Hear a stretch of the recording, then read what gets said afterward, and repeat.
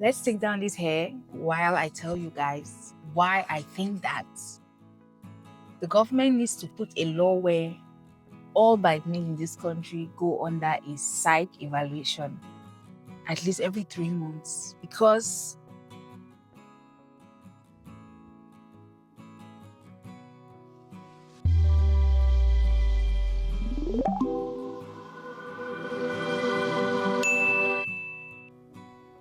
so the other day I take a bike.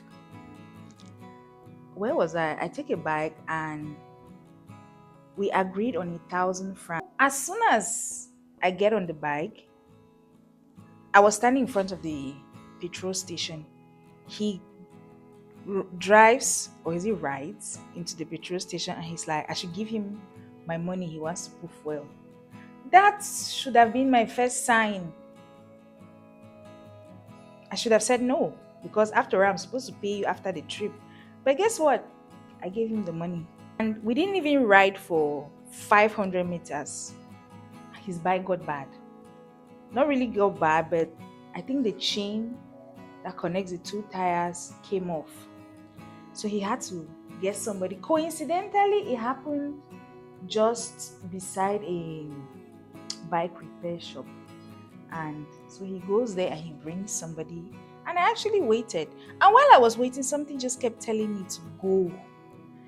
But I have a coconut head and I don't listen. Because I knew that if I asked him, like, oh, give my money, I want to go, he won't give. So I waited. They fixed the problem and we continue our ride. I don't, as when we got to the entrance, because where I was going to was inside the quarter. And mind you that I paid well, because this is the distance that this is the place that I've gone to before. And that's how much. I've never paid more than that. There are days when I've even paid less. I've paid like 700 or even 800. But I've never paid more than 1,000 francs. So I know that I paid well. So we get to my entrance, and the man does not even have the courtesy to tell me that, oh, you know what? I'm not going to take you, I'm not going to go in. He just stops, and then he stops a bike that had a lady on it. The bike was actually waiting for another passenger before going in. And oh, I cut myself. At this point, I've never said anything because I have made a decision that, you know what, I don't even want to be quarreling with bike people again. Because it's like every day that you leave your house, they're trying to test you. So he's negotiating with that guy. And I asked him, I'm like, when I got on this bike, the agreement was that you're going to carry me alone. So why are you trying to put me on a bike that has somebody? And he's like, because the bike that had the lady on it had asked him for 200 francs. He's like, how much is it to carry me alone? I said, at least 300 francs. He said, he's not giving me 300 francs. I should get down from his bike. I'm wasting his time. And he started raising his voice. And another bike that had been like was actually had noticed everything that was happening, just offered that, you know what, come, I'll carry you for 200 francs. Hey, my hair. This is my hair. Can I even do I even know from where I cut it? Hey, God, I beg. God, I beg. This is my hair. Is there more? Hey, this is my hair. Anyways, that's something for another day. So where was I? Okay. So as I was saying, excuse me, come, I'll carry you for 200 francs. I'll carry you alone for 200 francs. So that's when I get down from his bike, and then I get on the other bike.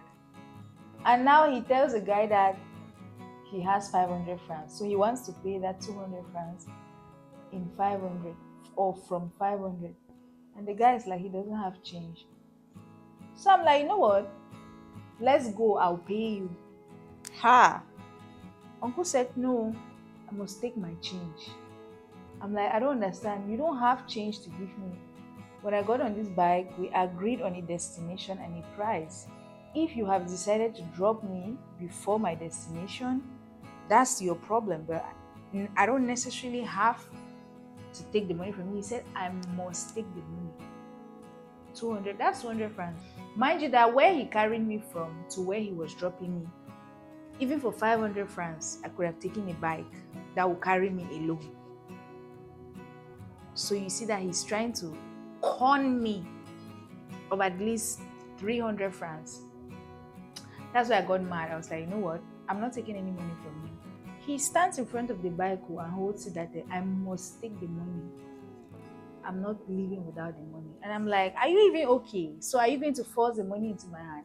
He said that I will not get on any bike here as long as he's here. I must take the money.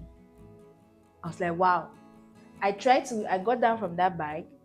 I tried to take another bike, and the bike was like, please, he doesn't want to enter the middle of our problems.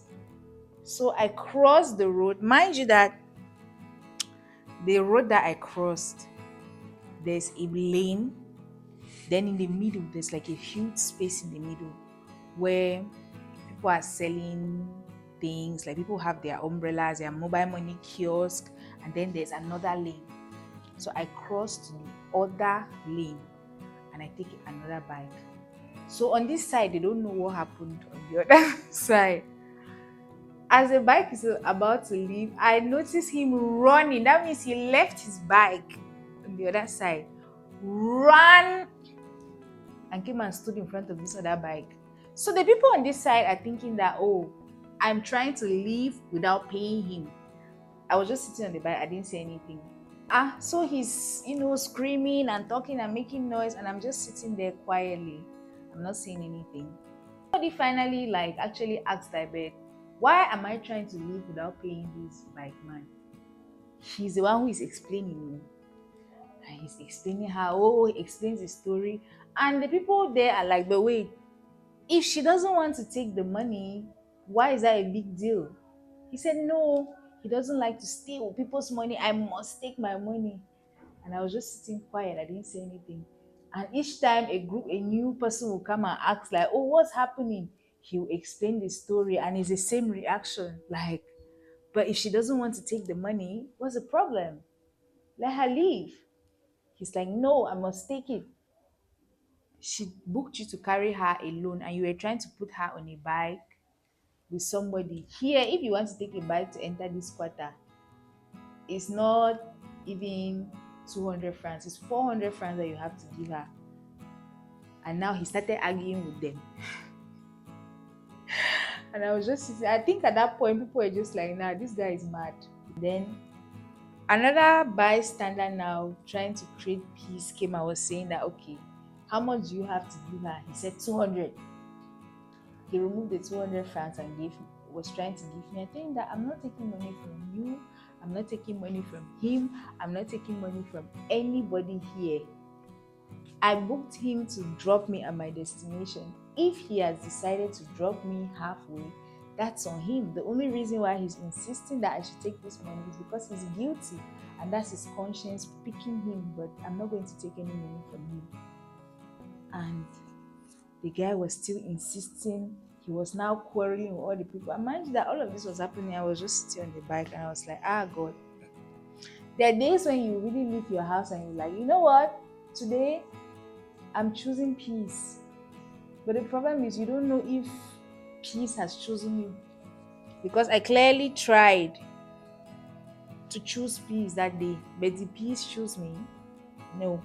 Even abandoning him with that money was me trying to choose peace. But from the look of him, that still wasn't enough. And this is just one experience that I've had. I can write a whole series about the experiences that I swear I can write a series that can be made into a film, like a limited series about the experiences that I've had in this Douala with bike men. And when all of this was even happening, I was looking at the guy, like how angry he was, agitating. And I just imagined that, oh, so this is how I look Every time I'm arguing in public with a bike man, or I'm arguing with a taxi driver, or I'm arguing with a shop owner, or I'm just arguing with anybody. And I was just, at that point, I was just like, you know what? I really need to never argue in public again if this is what I look like. Because I was just looking at him like a mad person, like an insane person. So yeah.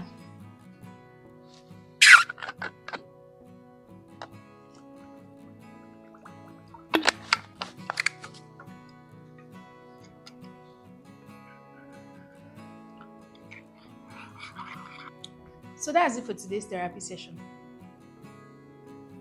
What's the lesson of today? The lesson is that you can wake up in the morning and choose peace, but the peace choose you. Because see me, on a day that I was like, you know what? No drama today. Negative energy blocked out. Negative energy said, I pin. So yeah, see you next week or tomorrow. Depends on what keeps me up at night.